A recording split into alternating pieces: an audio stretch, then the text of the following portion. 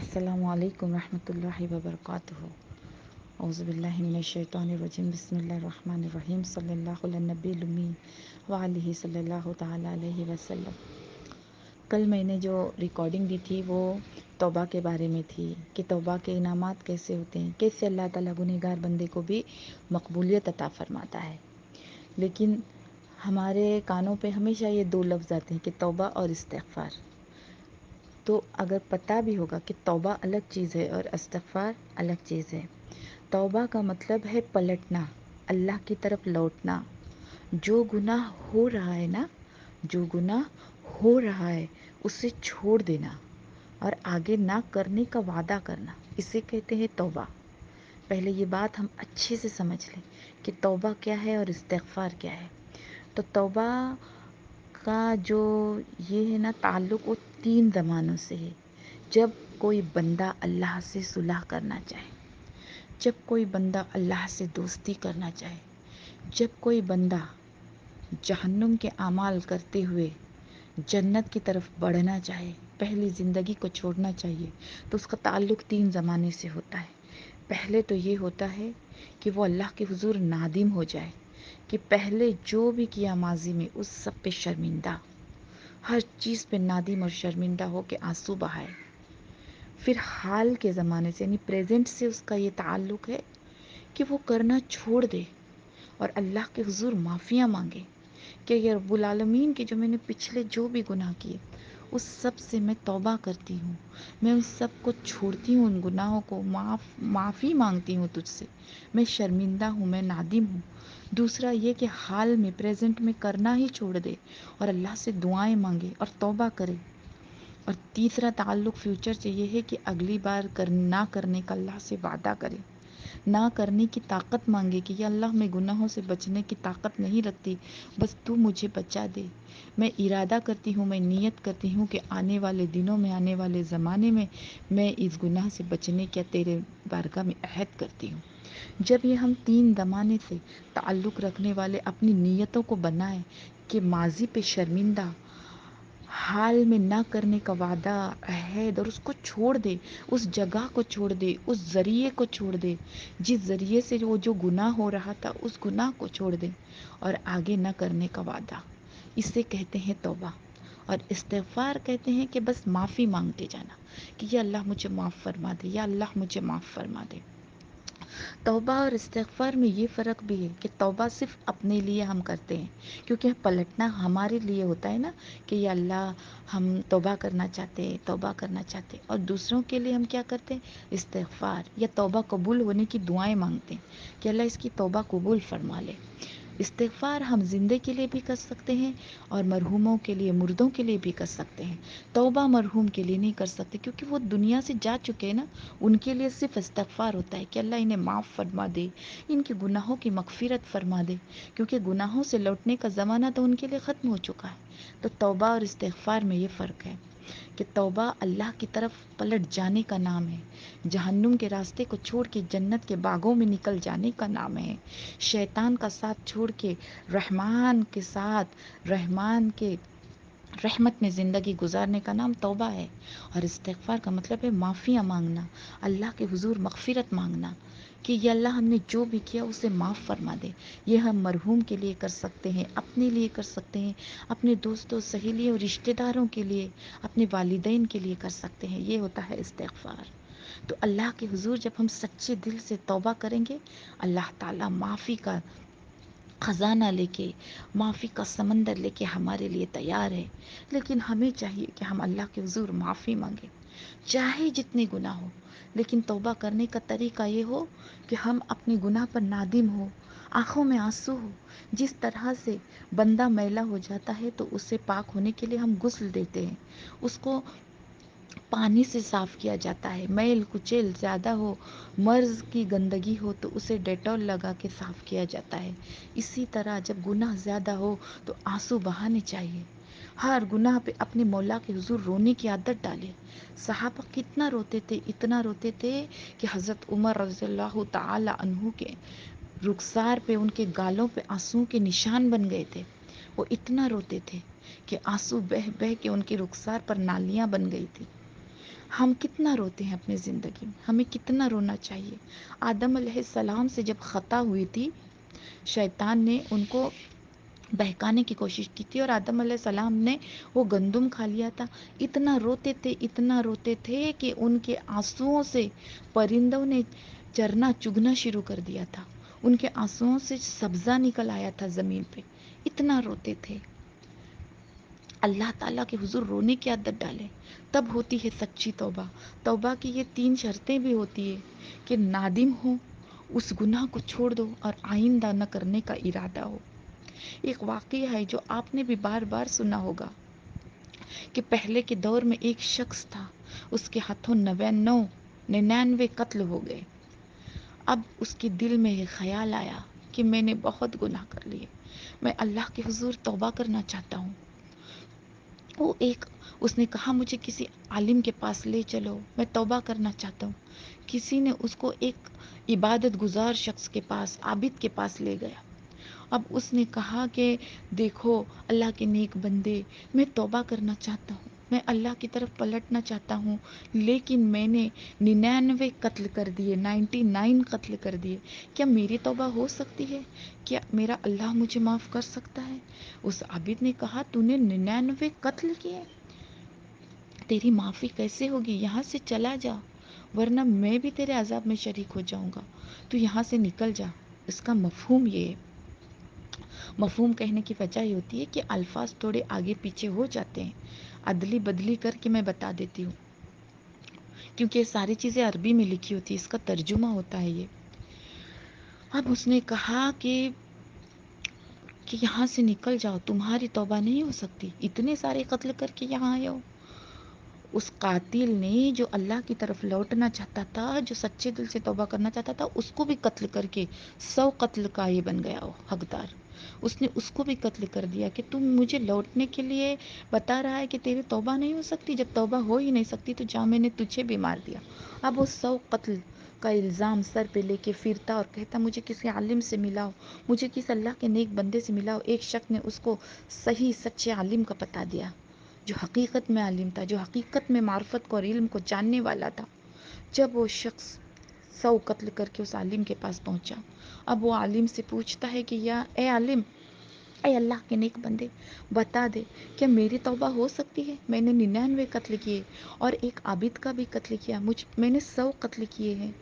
میں اللہ کے پاس سچے دل سے لوٹنا چاہتا ہوں، میں اپنے گناہوں سے توبہ کرنا چاہتا ہوں، کیا میری توبہ ہو سکتی ہے؟ اب اس عالم نے کہا بالکل ہو سکتی ہے، بالکل ہو سکتی ہے، میرے اللہ کے رحمت کے خزانوں میں کوئی کمی نہیں۔ تو سمندر کے بھر کے گناہ لے کے آ، تیرے گناہ آسمان کے کناروں تک پہنچ جائے تو بھی میرا اللہ معاف کرنے پر قادر ہے، وہ الرحمن الرحیم ہے۔ اب جب اس نے یہ سنا تو کہا میری معافی ہو سکتی ہے؟ تو کہا ہاں بالکل، تو سچے دل سے توبہ کر لے، اگلے وقت نہ کرنے کا ارادہ کر لے، اور پچھلے گناہوں کی توبہ کر لے۔ اب جب اس نے سنا بہت خوش ہوا، بہت خوش ہوا۔ اب وہ وہاں سے نکلنا چاہتا تھا تو اس عالم نے کہا لیکن دیکھ کہ تو جس جگہ پہ ہے وہ ماحول ٹھیک نہیں ہے، تو نے جہاں قتل کیے وہ جگہ اس گناہ کی یاد دلائے گی، تو اس جگہ کو چھوڑ دے، اس گناہ کو چھوڑ دے، تو نیکوں کے ساتھ ہو جا۔ جب گناہ ہوتے ہیں نا تو پتہ کہ چلا اگر ہم گنہگار ساتھیوں کا ساتھ لیں گے، یا جس کے ذریعے سے ہم نے گناہ کیے اگر ہم وہ صحبت نہیں چھوڑیں گے تو ہم توبہ کر کے بھی کیسے استقامت کر پائیں گے۔ اس نے کہا کہ تو اس جگہ کو چھوڑ دے۔ اب جب وہ اس جگہ کو چھوڑنے کے لیے بتایا کہ کوئی نیک بندوں کی بستی میں چلا جا، فلاں جگہ نیک بندوں کی بستی ہوگی تو وہاں چلا جا، اپنی جگہ کو چھوڑ دے، تب جا کے تیرا گناہ کی طرف سے دل ٹوٹ جائے گا، یعنی تو گناہ چھوڑ دے گا، تجھے اس پہ استقامت ہوگی، اللہ کی رحمت تیرے ساتھ ہوگی، کیونکہ نیکوں کے ساتھ اللہ کی رحمت ہوتی ہے۔ پتہ کیا چلا، جب ہم بھی اللہ کے حضور توبہ کرتے ہیں تو جس ذریعے سے، جس آلے سے، جس دوست سے، جس ساتھی کے ساتھ مل کے گناہ کیا، اس ساتھی کو چھوڑ دیا جائے۔ اب وہ سچے دل سے اللہ کی طرف بڑھتے ہوئے قدم لے کر نیک لوگوں کی بستی کی طرف چل ہی رہا تھا۔ اب جب وہ چل پڑا اس کی موت کا وقت آ گیا تھا۔ اللہ اکبر، موت کا فرشتہ آیا اور اس کی روح قبض کر گیا۔ اب ایک طرف سے عذاب کے فرشتے آتے ہیں، ایک طرف سے اللہ کی رحمت کے فرشتے آتے ہیں۔ اب یہ کہتے ہیں، لیکن جب موت کا وقت آیا نا جب موت کا وقت آیا اسے محسوس ہوا کہ میری روح نکل رہی ہے، توبہ کا جذبہ ایسا تھا، توبہ کا جذبہ ایسا تھا اس کا کہ وہ اپنے سینے کے بل، اپنے پیٹ کے بل اس نیک لوگوں کی بستی کی طرف گھسیٹنے لگا۔ وہ اپنے جسم کو گھسیٹتے ہوئے، جب اس کے پیروں میں طاقت نہیں رہی، روح نکلنے لگی، وہ اپنے جسم کو گھسیٹتے گھسیٹتے نیک لوگوں کی بستی کی طرف بڑھانے لگا۔ جتنا ہو سکے اس نے اپنے جسم کو سینے کے بل گھسیٹتے گھسیٹتے تھوڑا ہی کیوں نہ ہو وہاں لے جانے کی کوشش کی، اس کی روح نکل گئی۔ اب رحمت کے فرشتے آتے ہیں اور عذاب کے فرشتے آتے ہیں۔ رحمت کے فرشتے کہتے ہیں یہ توبہ کرتا تھا، اس نے توبہ کی تھی، یہ اللہ کے نیک بندوں کی طرف جا رہا تھا، یہ گناہ کے مقامات چھوڑتے ہوئے جا رہا تھا، تو یہ اللہ کی رحمت کا حقدار ہے، یہ جنت کا حقدار ہے۔ عذاب کے فرشتے کہتے ہیں اس نے 100 قتل کیے تھے، یہ اللہ کے عذاب کا حقدار ہے۔ اب اللہ تعالیٰ نے اپنے ایک فرشتے کو انسانی شکل میں وہاں پہ بھیجا کہ اس کے پاس یہ اس نے بتایا کہ دیکھو فرشتوں، اس کا جسم جس بستی سے قریب ہو، اس کا جسم جس بستی سے قریب ہو، اگر گناہ کی بستی سے قریب ہو تو گناہ والے فرشتے لے جائے، اگر نیکوں کی بستی سے قریب ہو تو رحمت والے فرشتے اس کی روح کو لے جائیں۔ اب جب اس نے دیکھا تو دیکھا کہ تھوڑا سا وہ نیکوں کی بستی کی طرف اللہ نے زمین کو سمٹا دیا، اس کا وہ جو گھسیٹنا تھا روح نکلتے وقت سینے کے بل، اللہ کو پسند آ گیا، وہ اتنا حصہ زیادہ ہو گیا اور نیکوں کی بستی سے ایک پالشٹ جو بھی حصہ تھا قریب ہو گیا اور وہ اللہ تعالیٰ کی رحمت کا حقدار بن گیا۔ یہ ہوتی ہے توبہ۔ اللہ کے حضور ایسی توبہ کریں جس طرح اس شخص نے روح نکلتے وقت بھی اپنے آپ کو گناہ کی جگہ سے ہٹانے کی کوشش کی۔ آپ اگر اللہ کی طرف لوٹ رہے ہیں تو گناہ سے اپنے آپ کو پوری طرح سے چھڑانے کی کوشش کرو۔ اللہ تعالیٰ رحمت اور محبت کے ساتھ آپ کا انتظار کرتے ہیں، جس طرح ماں اپنے بچے کے لوٹنے کا انتظار کرتی ہے۔ میرا رب العزت، اس کی محبت بھی کمال ہوتی ہے، کوئی اس جیسی محبت نہیں کر سکتا، کوئی اس جیسی رحمت نہیں کر سکتا، وہ آپ کا انتظار کرتا ہے۔ آپ اللہ کے حضور سچے دل سے صلاۃ التوبہ پڑھ کے، یعنی 2 رکعت توبہ کی نماز پڑھ کے اللہ کے حضور بڑھے، گناہوں کو چھوڑے۔ دیکھیے موت کا کوئی بھروسہ نہیں، اب اس شخص کی موت آئی ہوئی تھی لیکن وہ توبہ کرتے ہوئے اس جانب بڑھا اور اللہ تعالیٰ نے جنت کے فرشتوں کے حوالے اسے کر دیا۔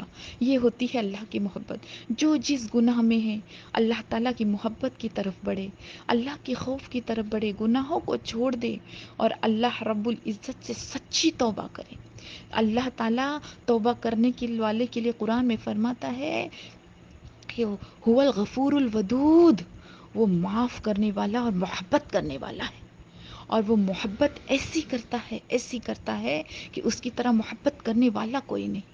وہ آپ کے عیبوں کو چھپا دے گا۔ جو جگہ آپ کے گناہوں کی گواہ بنی ہے، اگر توبہ نہیں کی تو قیامت کے دن وہ گناہ، وہ جگہ، وہ مٹی کا ٹکڑا، وہ مٹی کے ذرات، وہ در و دیوار کے پتھر آپ کے توبہ کی، آپ کے گناہ کی گواہی دیں گے۔ کیا یا رب العالمین ہم گواہ ہے، فلاں جگہ بیٹھ کے اس نے یہ کام کیا ہے، موبائل میں بیٹھ کے انگلیاں گواہ دیں گے کہ اس نے یہ چیز لکھی ہے، آنکھیں گواہی دیں گی، در و دیوار گواہی دیں گے کہ اس نے اسے دیکھا ہے، اس نے اس کی غیبت کی ہے، یہ ساری چیزیں گواہی دیں گی۔ لیکن جب ہم اللہ رب العزت کے حضور توبہ کرتے ہیں، سچے دل سے پلٹتے ہیں، توبہ کا مطلب ہی ہے پلٹ جانا، رجوع کرنا، لوٹنا اپنے مالک کی طرف۔ جب ہم توبہ کرتے ہیں تو اللہ تعالیٰ، اور سچی توبہ کرتے ہیں، یعنی وہ کرتے نہیں ہیں پھر وہ عمل، تو اللہ تعالیٰ نیکیوں میں تو بدل ہی دیتا ہے، ان فرشتوں کو بھلا دیتا ہے جو اس کے گواہ ہے، اس جگہ کو وہ گناہ بھلا دیتا ہے، ان ذرات پہ سے وہ گناہ کو بھلا دیتا ہے، مٹا دیتا ہے، در و دیوار کو وہ گناہ بھلا دیتا ہے، کوئی آپ کا گواہ نہیں ہوگا۔ یہ ہے توبہ کے انعام۔ اللہ کے حضور توبہ کریے، پلٹی اللہ کی طرف۔ کیا پتہ آنے والا لمحہ موت کا فرشتہ آپ کے سامنے کھڑا ہو اور آپ توبہ کر کے اللہ کے دوست بن گئے ہو، کیا پتہ کتنے سال، کتنے دن، کتنے مہینے باقی ہوں۔ یوں تو چاہیے کہ ہم اللہ سے سے عمر دراز بالخیر، عافیت والی اور نیکی والی لمبی عمر مانگے۔ لیکن اگر آنے والا وقت موت کا بھی ہو تو اگر وہ توبہ کر لے تو جس طرح وہ شخص 100 قتل کر کر بھی اس نے اپنے دھڑ کو نیکوں کی جانب لے گیا، یعنی موت کے حالت میں بھی اس کو ایک تڑپ تھی کہ یا اللہ میں یہ جگہ چھوڑ رہا ہوں، اسی طرح اللہ تعالی ہم سب کو توبہ کرنے کی، اللہ کی طرف پلٹنے کی توفیق عطا فرمائے۔ اور ایک بات ہے کہ روز توبہ کریے، چاہے آپ کسی گناہ میں ہو یا نہ ہو۔ حضور صلی اللہ علیہ وسلم دن میں سے، اور ایک روایت میں ہے کہ ہر جگہ ایک ایک محفل میں بیٹھ کے 100 سے 70 بار استغفار کیا کرتے تھے، جبکہ ان کی سفارش سے تو لوگ بخشے جائیں گے، لوگوں جنت میں جانے والے ہیں۔ لیکن ہم امتیوں کے لیے یہ سکھانے کے لیے کہ کس طرح سے توبہ کرنی ہے، روز ہر نماز کے بعد کہ یا اللہ ہم جب سے پیدا ہوئے، جب سے ہمارا نام اعمال میں گناہ لکھے گئے، تب سے لے کے اللہ ابھی سے قبر میں جانے تک کہ ہمارے تمام گناہوں کو معاف فرما۔ یا اللہ میں اپنے تمام گناہوں سے توبہ کرتی ہوں۔ جس طرح ہم کھانا کھاتے ہیں، جس طرح ہم پانی پیتے ہیں، توبہ کو بھی اسی طرح اپنا ساتھی بنا لے۔ اللہ تعالیٰ سے کہیں کہ یا اللہ میری توبہ، میں روز روز اللہ تعالیٰ کے حضور بولیں کہ اللہ میں پچھلے ہر گناہ پہ نادم ہوں، اور ابھی اس وقت میں اس گناہ سے توبہ کرتی ہوں، اور آئندہ نہ کرنے کا ارادہ کرتی ہوں، اور تجھ سے طاقت مانگتی ہوں۔ یہ اللہ کے حضور دعائیں کریے۔ اللہ تعالیٰ توبہ کرنے والے کو دوست بنا لیتے ہیں، توبہ کرنے والے پر اللہ کی رحمت ہوتی ہے۔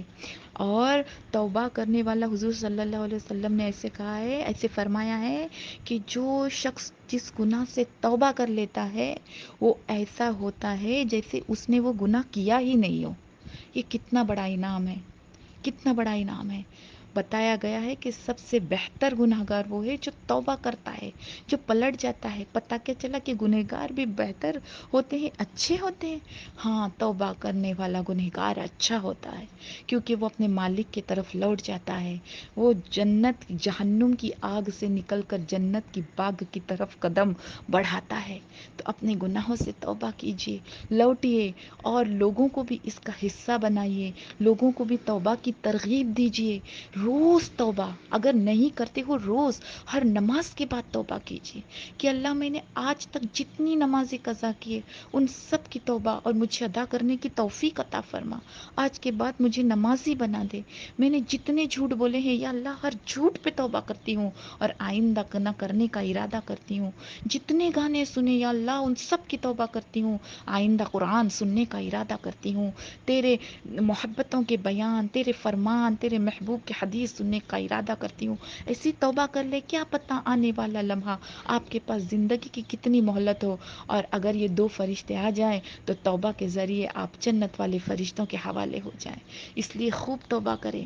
یہ جو موقع اللہ نے آپ کو دیا ہے، یہ بیان سننے کے بعد بھی اگر اللہ تعالیٰ نے آپ کو موقع دیا ہے تو آپ خوش نصیب ہو کہ توبہ اللہ تعالیٰ نے نصیب کی ہے۔ اس لیے اللہ تعالیٰ کے حضور توبہ کیجیے، اور اللہ کی رحمت اتنی وسیع ہے کہ اس نے توبہ کا وقت غرغرے کے وقت تک دیا ہے، کہ جب تک غرغرے کی کیفیت طاری نہ ہو جائے آپ کی توبہ قبول ہوگی۔ تو یہ غرغرہ ہے کیا؟ غرغرہ انشاءاللہ، یہ غرغرے کی کیفیت کے بارے میں کل بتاؤں گی انشاءاللہ کہ یہ کون سی کیفیت ہوتی ہے کہ جب انسان کی توبہ کا دروازہ بند ہو جاتا ہے۔ اللہ تعالی ہم سب کو عمل کرنے کی توفیق عطا فرمائے۔ السلام علیکم ورحمۃ اللہ وبرکاتہ۔